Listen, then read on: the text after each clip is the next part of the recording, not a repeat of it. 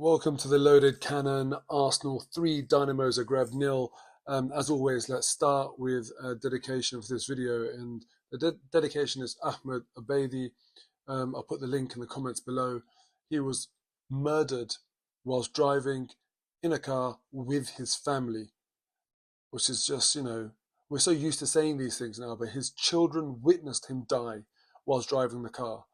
Can you just imagine, you know, how horrific that is? And the link's below. Click on the link, watch the video, tell me if you think they were a threat in any way. This is just merciless executions of innocent people. And, whether you're with your family or not, it's unbelievable. ISIS level terror. And when it was ISIS, the world was up in arms. When it's Israel, no one bats an eyelid. I can't explain it. And now, talking about Arsenal, which, doing that at the start of the video always makes me feel silly talking about Arsenal. But, yeah, brilliant result today. And exactly what we needed to do is Dynamo Zagreb. We all thought we were going to win, but we did. We did it. 3 goals, nothing conceded. Raya had barely anything to do. It was a nice, easy, comfortable day at the office, and you can only play what's against you, right? So that's what I always say when people try and take the shine off a victory. What are Arsenal meant to do? If you go and get an easy 3-0 win against this sort of team, people say, oh, it's only Dynamo Zagreb. But if you lose, then you get pelters. So it's a bit of a lose-lose unless you're fair to the team and you say, well, look, that's what's in front of you, go and do the business. And they did it really, really well. So really good result. And what a day of Champions League football. Look, I know we have to talk about Arsenal, but we have to talk about Man City. With Man City's blip, right, I thought to myself, eventually they'll turn it around. And when they turn it around, they'll go on a spree. They will just absolutely demolish teams. But it's not working out that way. Foden's come back into form. They've scored a few goals or whatever. I thought they'd carry that into today. They've gone 2-0 up after not having a great first half, 2-0 up, and the goals were lucky that they got. And I thought to myself, surely that will calm them down. But wow, they could not hold on to that lead for even a few minutes. And then they went and got battered 4-2. No composure, no ability to resist the press. I was trying to watch both games at once because, look, let's be fair, that was the neutrals game to watch.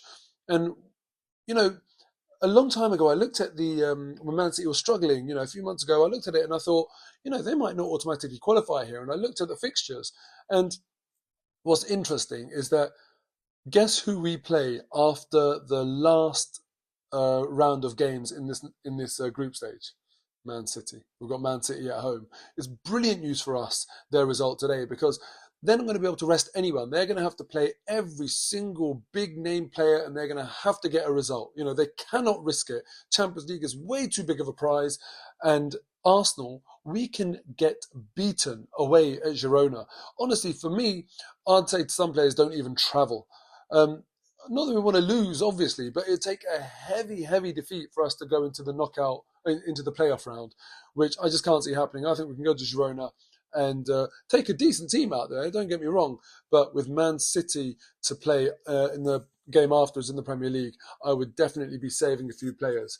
Now, even if Man City get through to the playoff round, they have got Newcastle away after the first leg, and then they've got Liverpool at home after the second leg. And that, it's a shame they've got Liverpool then, because I would have wanted them to play Liverpool when they've got a clear week and take some points off Liverpool and do us a favour. But it's going to be a tricky, tricky spell for Man City. And Arsenal as well, actually. I was looking at who we need to play after the round of 16, the first knockouts. We've got Man United away and then Chelsea at home. So after the first leg, Man United away, second leg, Chelsea at home. That's in March, and that's going to be a killer for us. So I think we'll find out a lot about this team in March. It'll be interesting to see where Liverpool are. But you can imagine, getting a decent team in the Champions League and then also playing Chelsea and Man U in the league. If Liverpool are anywhere close to us, my God, that March is going to be make or break for our season. So I'm already sort of excited about that, but nervous as well. Anyway, talking about the game today, how nice is it to have Ethan Ranieri back? Eh? he is just an absolute joy to watch. And his absence reminded me of how good he is to have around, you know. So yeah, nice, always nice to have Ethan Nwaneri back, and I thought he was so good today. Some of his movement, his touches, etc., absolutely brilliant. But you never know with injuries in football; he might be on the sidelines again soon. So we just have to enjoy him whilst he's here, because he truly is a joy to watch. Lovely, lovely, special player. Trossard, got to speak about him. 2 goals two assists against Villa in the last game, and he followed that up today with another assist. And I thought he did really, really well when he came on. Really, really playing well. And Martinelli as well. He's really hit form. He got an assist today with a beautiful cross for Havertz's goal, and also his all-round play in the game today, his tracking back, absolutely sensational, and his part in the first goal, just brilliant from Martinelli. So to have Martinelli and Trossard playing really, really well right now and impacting games is so important with Bukayo Saka out. You know, they both need to step up because, look, neither of them are Bukayo Saka, but together, if they're stepping up and impacting games, we need it. I loved Martinelli's variation in his game today. Sometimes down the channel, sometimes inside, moving the ball a lot quicker. I feel like he's getting his confidence back. And, you know, he was disappointing last season. The season before that, he was great. And hopefully this season, he can get back in the second half of the season to what he was 2 seasons ago. Because if he does that, we're in with a chance. We need a lot of our players to contribute, especially with, you know, we all know now, we've all accepted we are missing that striker.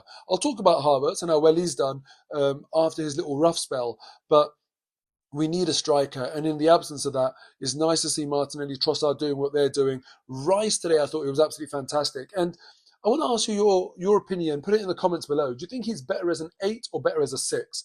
If we sign Zubimendi in summer, if those rumours are true, we'll see him in this position a hell of a lot more. And I think he's absolutely brilliant in this position, even though I think he can do both. I'm quite split on it, to be honest with you. I think he can do absolutely a great job in the 6 and in the 8.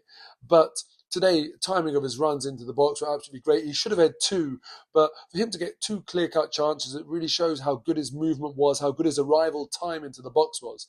It was also nice to see Martin Ødegaard get on the score sheet because, my God, I can't. They said it in the commentary the last time he scored.